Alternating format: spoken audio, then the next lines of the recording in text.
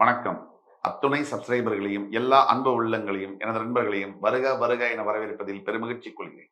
வக்ரதுண்ட மகாகாய சூரியகோடி சமப்பிரபக அவிக்னம் குருமே தேவ சர்வகாரியேஷு சர்வதா. தென்னாட்டுடைய சிவனே போற்றி, என் நாட்டவர்க்கும் இறைவா போற்றி. அன்பர்களே, நண்பர்களே, மற்றொரு புதிய வீடியோவில் உங்கள் அத்துணை பேரையும் சந்திப்பதில் மிக்க மகிழ்ச்சி. இன்னைக்கு நம்ம பார்க்க போறது சனி வக்ர பயிற்சி பலன்கள் 2024. சரியாக ஜூன் 12ஆம் தேதி சனி கும்பராசியிலேயே வக்ரகதி பெறுகிறார். இதுல வக்ரம்னா என்ன? வக்ரம்னா ரெட்ராகிரேட் அப்படின்னு சொல்லுவாங்க, ஆன்டி கிளாக் வைஸ் அப்படின்னு சொல்லுவாங்க. ஒரு கிரகமானது இப்போ இடதுபுறம் போய் சுத்தி வலதுபுறம் வெளியில வந்தா அது கிளாக் வைஸ். ஒரு கடிகாரத்துல முள் எப்படி நகருகின்றதோ அதை கிளாக் வைஸ் சொல்லுவோம். அதே முள் அப்பிரதட்சணமாக திரும்பி இப்படி ரிவர்ஸ்ல சுத்தினா அது ரெட்ராகிரேடுன்னு சொல்லுவோம். அப்ப சூரியனை வலம் வரக்கூடிய கிரகங்கள் இடது பக்கம் திரும்பி வலது பக்கமாக சுத்தி வெளியே வரும்போது அது நேர்கதின்னு சொல்லும். அதுவே வலது பக்கம் திரும்பி சுத்தி இடது பக்கமாக வெளியே எக்ஸிட் ஆவது ரெட்ராகிரேட் வக்ரகதி என்று சொல்லும். பொதுவாக எந்த கிரகங்கள் வக்ரகதி பெற்றாலும் கூட அந்த கிரகங்கள் தன்னுடைய இயல்பு தன்மைக்கு மாறாக வேலை செய்வார். சுய ஜாதகத்தில் ஒரு நல்லது செய்ய வேண்டிய ஒரு கிரகம். இப்ப உங்களுக்கு மேஷ லக்னம், விருச்சிக ராசி அப்படின்னு வைத்துக் கொள்ளும். செவ்வாய் உங்களுக்கு அடிப்படையிலேயே நல்லதுதான் செய்ய வேண்டும். விதி விலக்கு அடிப்படையில கெடுதல் செய்வார். ஆனா அது 5% தான். உங்க ஜாதகத்தில் அவ்வளவு கெட்டு போயிருந்தால் மட்டும்தான் அவர் கெடுதல் செய்வார். அப்ப 95% நல்லதை செய்யவே அவர் கடமைப்பட்டவராக ஆகிறார். அப்படி கடமைப்பட்டவராக ஆகிற செவ்வாய் பகவான் எந்த நிலையிலும் கூட உங்களுக்கு நல்ல பலன்களை செய்வார். கெடு பலன்களை செய்யாமல் இருப்பார், நல்ல பலன்களையும் செய்யாமல் இருக்கலாம். ஆனால் அதாவது கெட்டு போயிருக்கிற சூழ்நிலையில ரெண்டுமே நல்லது கெட்டது செய்யாமல் இருக்கலாம். ஆனால் கெடு பலன்களை செய்வது என்பது அரிதிலும் அரிது. அப்படிப்பட்ட செவ்வாய் பகவான் உங்களுக்கு வக்ரகதி அடைந்து விட்டார்னு வச்சுக்கோம். அதாவது நல்லது செய்ய வேண்டிய செவ்வாய் வக்ரகதி பெற்று இருக்கார்னா அதீத நல்ல பலன்களை செய்வார். சம்டைம்ஸ் அதீத கெடு பலன்களை செய்வார். அப்படின்னா பொதுவாக வக்ரகதி பெற்ற கிரகங்கள் ஒன்னு எக்ஸ்ட்ரீம் பாசிட்டிவ் ரிசல்ட்ஸ் கொடுப்பாங்க, இல்ல எக்ஸ்ட்ரீம்லி நெகட்டிவான ரிசல்ட்ஸை கொடுப்பாங்க. இந்த ரெண்டு அமைப்புல தான் வேலை செய்வாங்க. ஆக வக்ரகதியானது ஒரு கிரகத்தை உச்சபட்ச பலன்களை செய்ய வேண்டும், நல்லதுலயோ கெட்டதுலயோ. ஒரு எடுத்துக்காட்டுக்கு ஆட்சியோ உச்சமோ பெற்ற ஒரு கிரகம், இப்ப குரு பகவான் தனுசு ராசியில் ஆட்சி பெறுகிறார். அவர் வக்ரகதி அடைந்தால், ஆட்சி பெற்ற கிரகமோ உச்சம் பெற்ற கிரகமோ வக்ரகதி அடைந்தால் ஸ்ட்ரெயிட்டாக நீச்சம் பெறுவார்கள். அதுவே கடகராசியில் செவ்வாய் நீச்சம் பெறுவார். அவர் வக்ரகதி அடைந்தால் அந்த செவ்வாய் உச்சம் பெறுவார். இதுதான் வித்தியாசம்.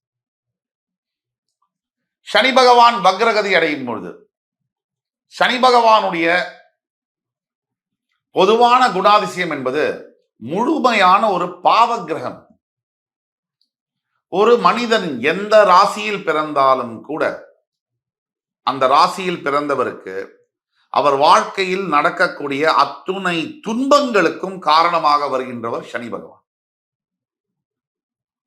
ஒரு சிறு காயம் முதல் தோல்விகள், தடைகள், தாமதங்கள், பொருளாதார இழப்பு, வேலை இழப்பு, வேலை கிடைக்காமல் தாமதப்படுவது, திருமணம் ஆகாமல் தாமதப்படுவது, மன வாழ்க்கையில் சச்சரவு, குழந்தை பாக்கியம் இல்லாமல் இருப்பது, குழந்தை பாக்கியத்தில் பிரச்சனை கொடுப்பது, குழந்தைக்கு ஆரோக்கியத்தில் பிரச்சனை ஏற்படுத்துவது, அரசியலில் தொல்லைகள் தருவது, காவல்துறையில் மிகப்பெரிய அதிகாரிகளால் பிரச்சனைக்குள்ளாவது, சட்ட சிக்கல்களை போய் மாட்டிக்கொள்வது, எல்லாவற்றிற்கும் சனி பகவான் நேரடியாகவோ மறைமுகமாகவோ சம்பந்தம் கொள்வார். அப்போ சனி பகவானுடைய முக்கியத்துவம், த சிக்னிபிகன்ஸ் ஆஃப் சாட்டன், இந்த ஒரு மனிதன், ஒவ்வொரு மனிதனுடைய வாழ்க்கையில என்ன அப்படிங்கறத நம்ம உணரணும். அப்படிப்பட்ட சனி பகவான் இப்பொழுது கும்பராசியில் வக்ரகதி பெறுகிறார். ஜூன் 12ஆம் தேதி வக்ரகதி பெற்று July, August, September, October, November 5 மாதங்கள் வக்ரகதியில் இருந்து சரியாக நவம்பர் 4ஆம் தேதி 2024ஆம் தேதி அன்று வக்ர நிவர்த்தி அடைகிறார். இந்த காலகட்டங்கள்ல ஒவ்வொரு ராசிக்காரர்களுக்கும் எந்தெந்த பலன்கள் இருக்கும் அப்படிங்கிறது ரொம்ப முக்கியமானது. இயல்பில் பாவத்தன்மையை, பாவ பலன்களை கொடுக்க கடமைப்பட்டவரான சனி பகவான் வக்ரகதி பெறும்போது தன் இயல்பு தன்மைக்கு மாறி, நான் பல இடத்துல இத பல முறை சொல்லியிருக்கேன், இயல்புல சனி பகவான் முழுமையான பாவகிரகம். அவர் வக்ரமோ நீச்சமோ அடையும் பொழுது மிக பெரிய பலன்களை கொடுக்கிறார், நல்ல பலன்களை கொடுக்கிறார். நீச்ச வக்ர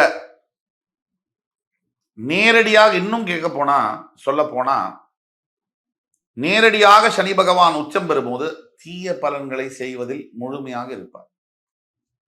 ஒரே ஒரு சுபத்தன்மை, சுப கிரகங்களுடைய தொடர்பு இல்லாத நிலையில.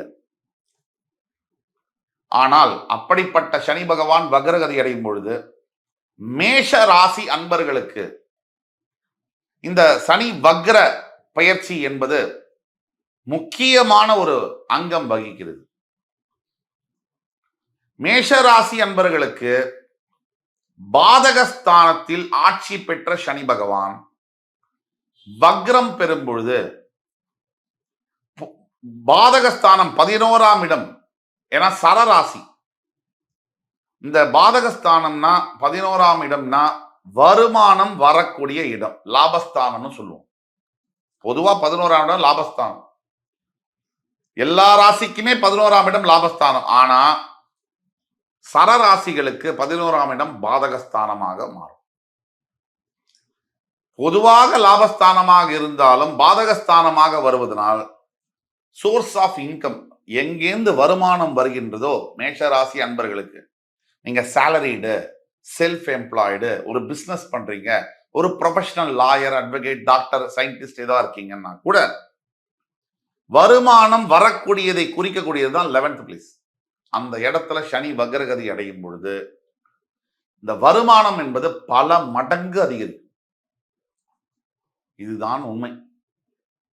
இதை தவிர பொதுவாகவே ராசிக்கு 3, 6, 11, 12ஆம் பாவங்களில் சனி பகவான் சஞ்சரிக்கும் போது நல்ல பலன்களை தர கடமைப்பட்டவராக மாறுகிறார். சனி ஒரு ராசியிலிருந்து மூவ் ஆகி மேஷ ராசியிலிருந்து திருப்பி மேஷராசி வரத்துக்கு 30 ஆண்டு ஆகும். இந்த 30 வருஷத்துல 10 வருடங்கள் மட்டும் அருமையான பலன்களை தருவார். அந்த 10 வருடங்கள் எந்த 10 வருடங்கள்?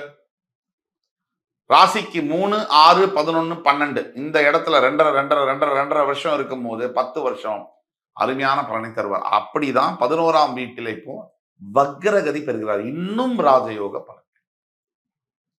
இப்ப மேஷராசிக்கு என்னென்ன நடக்கும்? பொருளாதார நிலையில் மிகப்பெரிய அளவில் மாற்றங்கள் நிகழும். எதிர்பார்க்கவே இல்லாத இடத்துல இருந்து பணம் வந்து வரவு. இரண்டாவது, மூதாதையர்கள், அதாவது மூத்த சகோதரர்கள், அவர்களோட நல்ல உறவு ஏற்படும். அண்ணன், அக்கா இவர்களுடன் நல்ல உறவு என்பது ஏற்படும். மூன்றாவது, உங்களுக்கு பதவி உயர்வு ஏற்படக்கூடிய வாய்ப்புகள், ப்ரமோஷன், இன்சென்டிவ்ஸ் கிடைக்கக்கூடிய வாய்ப்புகள் என்பது ரொம்ப ரொம்ப அதிகம். நான்காவது, இந்த மேஷராசி அன்பர்களுக்கு புதிய வியாபாரத்துல தொடக்கம், அதாவது நியூ பிசினஸ் ஆப்பர்ச்சுனிட்டிஸ், புதிய கிளைகள் தொடங்குவது. எஸ்பெஷலி மேஷராசியில் இருக்கக்கூடிய ரியல் எஸ்டேட் துறை நண்பர்கள், ஹோட்டல் அதிபர்கள், விவசாயம் சார்ந்த தொழில்களை செய்பவர்கள், ஹோல்சேல் டீலர்ஷிப், இவர்கள் அத்துணை பேருக்கும் உச்சபட்ச லாபம் என்பது கிடைக்கும். இதெல்லாத்துக்கும் மேல முன்னோர்களுடைய ஆசீர்வாதம் கிடைக்கும். இந்த கோர்ட்டுல மேஷராசி என்பவர்களுக்கு ஒரு வழக்கு நிலுவையில் இருக்கு. பூர்வீக சொத்து வரல அப்படின்னா இந்த காலகட்டங்கள்ல 5 மாதங்களுக்குள்ள அந்த கேஸ் செட்டில் ஆகி அந்த கேஸ் உங்களுக்கு பாசிட்டிவா மாறி அது மூலியமா பூர்வீக சொத்து உங்களுக்கு ஃபேவரபிளான தீர்ப்போட வரக்கூடிய சாத்தியக்கூறுகள் மிக மிக அதிகம். இது எல்லாத்துக்கும் மேல மேஷராசி என்பவர்களுக்கு பிரிந்து போன உறவுகள் ஒன்றாக சேரக்கூடியது. ஒரு எக்ஸாம்பிளுக்கு கணவன் மனைவி பிரிஞ்சிட்டாங்க, இப்ப ஒத்துமை இல்லை, விவாகரத்துல நிக்குது. இவர்கள் சேர்வதற்கான தன்னிச்சையாக எந்த ஒரு இதுவும் இல்லாம இவங்களே நல்லா பேசி சேர்ந்துக்குவாங்க. அந்த அளவுக்கு யாரோட இன்ஃப்ளூயன்ஸும் இல்லாம கணவன் மனைவி ஒன்று சேர்வதற்கான வாய்ப்புகள் உண்டு. ஆக மேஷராசி அன்பர்களை பொறுத்த வரைக்கும் 11ஆம் வீட்டில் இருக்கக்கூடிய சனி பகவான் வக்ரம் பெற்று வக்ர சனியானவர் 3ஆம் பார்வையாக மேஷராசியை பார்க்கும் பொழுது கொஞ்சம் எண்ணங்கள் நேர்நிலையில வரும். ஏன்னா நேர்கதியில் இருக்கக்கூடிய சனி உங்களை பார்க்கும் பொழுது எண்ணங்கள் சிதறும், டைவர்ஷன் ஆகும், ஒழுங்கா ஒரு இடத்துல சிந்தனை இருக்காது. ஆனா வக்ரகதி பெற்ற சனி பகவான் மேஷராசியை பார்க்கும் பொழுது எண்ணங்கள் சீரடையும். எண்ணங்கள் சீரடைவது மட்டுமல்ல, நீங்கள் எடுக்கக்கூடிய அத்துணை முயற்சிகளும் கைகூடும். நீங்க தப்பே பண்ணா கூட அது சரியா வரக்கூடிய காலகட்டம். ஆக மேஷராசி என்பவர்களுக்கு இந்த சனி வக்ர பயிற்சியானது இனிமேல் இது நடந்தே தீரும். நீங்கள் செய்ய வேண்டிய பரிகாரம் என்பது இருக்கா அப்படின்னு பார்த்தோம்னா, தினமும் 96 முறை ஓம் நம சிவாய நமக இந்த மந்திரத்தை மினிமம் 96லேருந்து 108 முறை காலையில குளிச்சுட்டு ஜபம் செய்யும் பொழுது, தியானம் செய்யும் பொழுது நினைத்து பார்க்க முடியாத மாற்றங்கள் வாழ்வில் நிகழும். ஆக மேஷராசி அன்பர்களே, உங்களை மறுபடி சந்திக்கும் வரை உங்கள் அத்துணை பேரிடமிருந்து விடைபெறுவது உங்கள் சுபாஷ் பாலகிருஷ்ணன். நன்றி, வணக்கம், வாழ்க வளமுடன்.